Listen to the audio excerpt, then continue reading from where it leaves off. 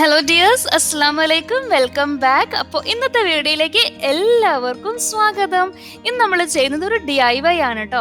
നമുക്കറിയാം നമ്മളുടെയൊക്കെ വീട്ടിൽ കുട്ടികളുടെ ബുക്സ് ഒക്കെ ഇപ്പം ഏതൊരു അക്കാഡമിക് ഇയർ കഴിഞ്ഞാലും അതിൽ കുറേ പേപ്പേഴ്സ് കാണും. പല ബുക്സിനും കുറേ പേപ്പേഴ്സ് കാണും. അപ്പം ആ പേപ്പേഴ്സ് ഒക്കെ വെച്ചിട്ട് നമുക്കൊരു പുതിയ നോട്ട്ബുക്ക് എങ്ങനെ ഉണ്ടാക്കുന്നതെന്ന് നോക്കാം. വളരെ യൂസ്ഫുൾ ആണ്, എളുപ്പമാണ്. ഇത് നമ്മൾ ഉപയോഗിക്കുമ്പോൾ അത് ചീത്തയായി പോവും, അങ്ങനത്തെ ടെൻഷനൊന്നും വേണ്ട. വളരെ ഈസി ആയിട്ട് എങ്ങനെ ഉണ്ടാക്കിയെടുക്കാം നോക്കിയിട്ട് വരാം. അപ്പോൾ അതിന് വേണ്ടിയിട്ട് ഞാനിവിടെ കുറച്ച് പേപ്പേഴ്സ് എടുത്ത് വെച്ചിട്ടുണ്ട്.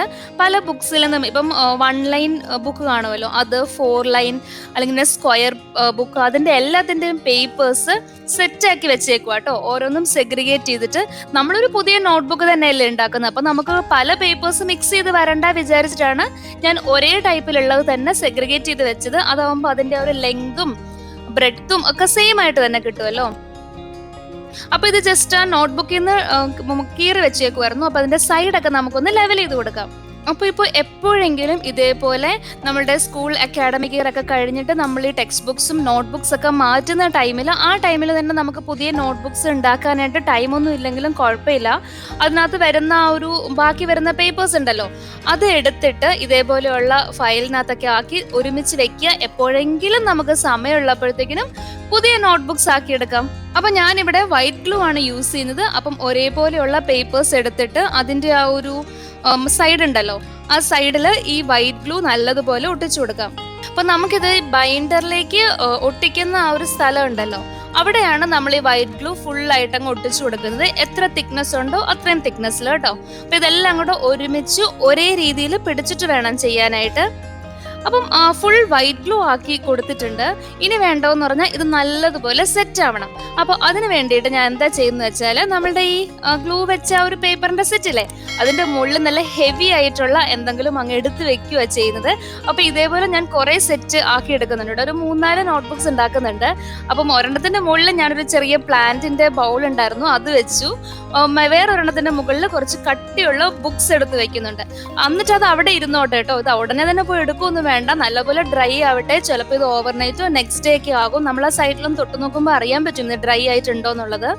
അപ്പോൾ ഇത് നല്ലപോലെ ഡ്രൈ ആയതിനു ശേഷം ബാക്കി കാര്യങ്ങൾ ചെയ്താലും മതിയേ. അപ്പോൾ ആ സമയത്ത് ഞാൻ ഇതിനൊരു നമുക്കൊരു കവർ വേണമല്ലോ, ഒരു ബൈൻഡർ ഒക്കെ വേണമല്ലോ. അപ്പം അത് വെച്ച് കൊടുക്കുന്നുണ്ട്. നമ്മുടെ ഈ പഴയ റെക്കോർഡൊക്കെ ഇല്ലേ, ഇപ്പം +2-ലോ എനിക്കൊന്ന് ഹൈസ്കൂളിലൊക്കെ ഉണ്ടാവും റെക്കോർഡ്. ഇപ്പോൾ അതുപോലെ കോളേജിലൊക്കെ യൂസ് ചെയ്യുന്ന ആ റെക്കോർഡ് യൂസ് ചെയ്ത് കഴിഞ്ഞിട്ടുള്ള ആ റെക്കോർഡിന്റെ ബൈൻഡർ ആണെങ്കിൽ നല്ല പെർഫെക്റ്റ് ആയിരിക്കും. നമുക്ക് നല്ലതുപോലെ റാപ്പ് ചെയ്യാനൊക്കെ നല്ല എളുപ്പമായിരിക്കും. അപ്പം ഇവിടെ ഞാൻ ഒരെണ്ണത്തിനകത്ത് അങ്ങനത്തെ ബൈൻഡർ യൂസ് ചെയ്യുന്നുണ്ട്. പിന്നെ ഒരെണ്ണത്തിൽ നമ്മളുടെ ഈ പഴയ ബുക്കിന്റെ ഒക്കെ കവർ ഉണ്ടല്ലോ, അപ്പൊ അതിന് ഭയങ്കര കട്ടിയൊന്നുമില്ല, നോർമൽ കട്ടിയുള്ളൂ. അപ്പൊ അത് എടുത്തിട്ട്, അപ്പൊ അതിന് കുറച്ച് സൈസ് കൂടുതലുണ്ടായിരുന്നു. അപ്പൊ നമ്മൾ ഈ കട്ട് ചെയ്തെടുത്തേക്കുന്ന പേപ്പറിന്റെ ആ ഒരു അളവിൽ നമുക്ക് ഇതിനെ കട്ട് ചെയ്തെടുക്കാം. പിന്നെ നമ്മളെ ഗ്ലൂ ഒട്ടിച്ച പേപ്പർ അല്ലേ, അതിനെക്കാട്ടിലും നീളത്തിന്റെ ഭാഗത്താണെങ്കിലും വീതിയുടെ ഭാഗത്താണെങ്കിലും അതിനെക്കാട്ടിലും ഒരു തരിയും കൂടെ മുന്നിൽ നിൽക്കുന്ന രീതിയിൽ വേണം നമ്മൾ ഈ കവർ, ഈ ബൈൻഡർ ഒന്ന് കട്ട് ചെയ്തെടുക്കാനായിട്ട്. നല്ലുള്ളൂ ഈ ബൈൻഡറിന്റെ ഉള്ളിലായിട്ടിരിക്കണമല്ലോ പേപ്പേഴ്സ്. ഇതാണ് ഞാൻ പറഞ്ഞത്, നമ്മളുടെ ഈ റെക്കോർഡൊക്കെ ഇല്ലേ, റെക്കോർഡിന്റെ ആ ഒരു ബൈൻഡർ ഉണ്ടല്ലോ, അതിന് കുറച്ച് കട്ടിയുള്ളതാണല്ലോ. അതും കൊണ്ട് ഞാൻ ഒരെണ്ണം ഇങ്ങനെ അതിനെ കവർ ചെയ്തെടുത്തിട്ടുണ്ടായിരുന്നു. അതിന് വേണ്ടിയിട്ട് ഇതേപോലത്തെ മെറ്റീരിയലാണ് യൂസ് ചെയ്തേക്കുന്നത്. ഇതിനകത്ത് പല കളേഴ്സ് ഉണ്ടാവും. നമുക്ക് ഇഷ്ടമുള്ള കളർ വെച്ചിട്ട് അതിനകത്ത് വെറുതെ ഗ്ലൂ വെച്ചങ്ങ് ഒട്ടിച്ചു കൊടുത്താൽ നല്ല കളർഫുൾ ആയിട്ടുള്ള നോട്ട്ബുക്സ് ആക്കി എടുക്കാമല്ലോ. അപ്പൊ അതിനുമൊക്കെ ഉണങ്ങാൻ ഒരു ഇച്ചിരി സമയം കൊടുത്താൽ മതിയേ. ഇപ്പൊ ഈ ഫാബ്രിക് മെറ്റീരിയൽ ഇങ്ങനെ ഡിഫറെന്റ് കളേഴ്സിൽ കിട്ടും കേട്ടോ. ഇതിപ്പോ കുട്ടികൾക്കൊക്കെ ആണെങ്കിലും നല്ല ഇഷ്ടമായിരിക്കുമല്ലോ, അവർക്ക് ഡിഫറെന്റ് കളേഴ്സിലെ ആ ഒരു റാപ്പ് വരുന്നത്. ഇപ്പൊ സ്കൂളിൽ കൊണ്ടുപോകുന്ന ബുക്കാണെങ്കിൽ അവർക്ക് സ്കൂളിലെ ആ ഒരു കളർ അനുസരിച്ചും അല്ലെങ്കിൽ അവിടെ നിന്ന് കിട്ടുന്ന റാപ്പ് മാത്രമല്ലേ യൂസ് ചെയ്യാൻ പറ്റുള്ളൂ. ഇതിപ്പം ഇവർക്ക് ട്യൂഷനോ അതല്ലാതെ റഫ് ബുക്കൊക്കെ ആയിട്ട് വീട്ടിൽ യൂസ് ചെയ്യാനോ ഒക്കെ ആണെങ്കിൽ ഇതേപോലത്തെ ഒരു ഫാബ്രിക് മെറ്റീരിയൽ, ഈ ഒരു മെറ്റീരിയൽ കിട്ടും. ഇതിനകത്ത് ഡിഫറെന്റ് കളേഴ്സ് ഉണ്ട്.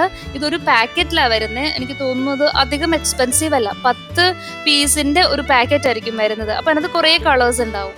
അപ്പോൾ ഈ ഒരു സമയമായപ്പോഴത്തേക്കിനും നമ്മൾ ആ പ്ലാന്റ് ഒക്കെ എടുത്ത് വെച്ചിട്ടുണ്ടായിരുന്ന ഒരു പേപ്പർ ഉണ്ടല്ലോ, അതുപോലെ നമ്മൾ ബുക്കും ഒക്കെ വെച്ച് സെറ്റ് ചെയ്തെടുത്തിട്ടുണ്ടായിരുന്നു. അത് അത്യാവശ്യം ഡ്രൈ ആയി കിട്ടിയിട്ടുണ്ട്. അതിനുശേഷം നമ്മളുടെ ഈ ബൈൻഡർ എടുത്തിട്ട് അതിലേക്ക് ഞാൻ കുറച്ച് വൈറ്റ് ഗ്ലൂ അല്ലെങ്കിൽ നമ്മുടെ പ്ലെയിൻ ഗ്ലൂ ഇല്ലേ അത് ഒഴിച്ചു കൊടുക്കുക. എന്നിട്ട് അങ്ങോട്ടേക്ക് ഈ പേപ്പർ എടുത്തങ്ങ് വെച്ചിട്ട് നല്ലതുപോലെ അത് സെറ്റ് ആവണം. അത് ഉണങ്ങുന്നോടം വരെ അത് പിന്നെ പോയി തൊടാനും തുറന്ന് നോക്കാനൊന്നും പോവണ്ട. അത് കഴിയുമ്പോഴത്തേനും നമ്മളുടെ ബുക്സ് റെഡി ആയിട്ടുണ്ടാവും. അതേപോലെ ഇത് നമുക്ക് ഈ ക്രാഫ്റ്റ് ചെയ്യാനോ ഡ്രോ ചെയ്യാനോ എന്തെങ്കിലും ഷേപ്സ് ഒക്കെ കട്ട് ചെയ്യാനും ഒക്കെ നമുക്ക് എടുക്കാൻ പറ്റുന്ന ഒരു മെറ്റീരിയൽ ആണല്ലോ. അപ്പൊ ഞാൻ ഇതിനകത്ത് കുറച്ച് ബ്രൈറ്റ് കളേഴ്സ് തന്നെ സെലക്ട് ചെയ്തിട്ട് ബുക്സ് റെഡിയാക്കി എടുത്തിട്ടുണ്ട്. അപ്പം ഇനി ഇതേപോലെ നമ്മളുടെ പഴയ നോട്ട്ബുക്സിൽ നിന്ന് എക്സ്ട്രാ വരുന്ന പേപ്പേഴ്സ് ഉണ്ടെങ്കിൽ എടുത്തു വെക്കുക. എന്നിട്ട് ഇതേപോലെ നമുക്ക് പുതിയ നോട്ട്ബുക്സ് ആക്കി എടുക്കാം. വലിയ ആൾക്കാർക്കാണെങ്കിൽ നമുക്കിപ്പോൾ ഒരു ജേർണലിനൊക്കെ വേണമെന്നുണ്ടെങ്കിൽ അത് പോയി വാങ്ങണം എന്നൊന്നുമില്ല. നമുക്ക് നമ്മുടെ ഇഷ്ടത്തിന് തന്നെയല്ലേ ഇപ്പൊ കൂടുതൽ ആൾക്കാരും ജേർണലൊക്കെ ഉണ്ടാക്കുന്നത്. അപ്പോൾ ആ ടൈമിൽ കുറച്ച് കളർഫുൾ ആയിട്ടുള്ള ജേർണൽ ഉണ്ടാക്കാം. അപ്പൊ ഇത് ഫുൾ ഡ്രൈ ആയതിനു ശേഷം ഉള്ളതാട്ടോ. ഇത് കണ്ടോ, പേപ്പേഴ്സ് ഒക്കെ നല്ലപോലെ സ്റ്റിക്ക് ആയിട്ടുണ്ട്. ഞാൻ നല്ല ഫുള്ളായിട്ട് ഓപ്പൺ ആക്കിയിട്ടുണ്ട്. ഇതങ്ങനെ വിട്ടു പോവത്തൊന്നുമില്ല. നമ്മൾ യൂസ് ചെയ്യുന്ന ഗ്ലൂ കുറച്ച് നല്ലതായിരിക്കണം എന്നേ ഉള്ളൂ. നമുക്കിനി നമ്മളുടെ ബുക്സ്, കുട്ടികളുടെ ബുക്സിനകത്തു നിന്നൊക്കെ വരുന്ന പേപ്പേഴ്സ് ഉണ്ടല്ലോ, അത് ഒരുപാട് പേപ്പേഴ്സ് ചില ബുക്സിലൊന്നും ഒന്നും എഴുതിയിട്ടുണ്ടാവത്തില്ല. അപ്പം അത് ഫുള്ളായിട്ട് കളയുമൊന്നും വേണ്ട. ഇതേപോലെ നമുക്കൊരു പുതിയ ബുക്കാക്കി മാറ്റാം. അപ്പൊ ഇത് ചെയ്യുമ്പോൾ നമ്മൾ നമ്മുടെ ബുക്സ് നോർമലി പൊതിയുന്ന പോലെ താഴെ ഇങ്ങനെ മടക്കി വെക്കൊന്നും വേണ്ട കേട്ടോ. അങ്ങനെ ഒരു ഗുണമുണ്ട്. ജസ്റ്റ് ഇതിനങ്ങ് ഒട്ടിച്ചു കൊടുത്താൽ മാത്രം മതി. എക്സ്ട്രാ വരുന്ന ഒരു പീസ് ഉണ്ടല്ലോ സൈഡിൽ, അതിനങ്ങ് കട്ട് ചെയ്ത് വിട്ടാൽ മതി. വീഡിയോ എല്ലാവർക്കും ഇഷ്ടമായി എന്ന് വിശ്വസിക്കുന്നു. ഇഷ്ടമായിട്ടുണ്ടെങ്കിൽ എൻ്റെ അടുത്ത് അഭിപ്രായങ്ങൾ അറിയിക്കുക. അതേപോലെ ഇത് ഹെൽപ്ഫുൾ ആവും തോന്നുന്നവർക്കൊക്കെ ആയിട്ടൊന്ന് ഷെയർ ചെയ്യുക. പിന്നെ ഈ ചാനൽ ഇതുവരെ സബ്സ്ക്രൈബ് ചെയ്തിട്ടില്ലാന്നുണ്ടെങ്കിൽ സബ്സ്ക്രൈബ് ചെയ്യുക. അപ്പോൾ നമുക്ക് വീണ്ടും മറ്റൊരു അടിപൊളി വീഡിയോ ആയിട്ട് കാണാം. കാണുന്നത് വരേക്കും take care and stay safe.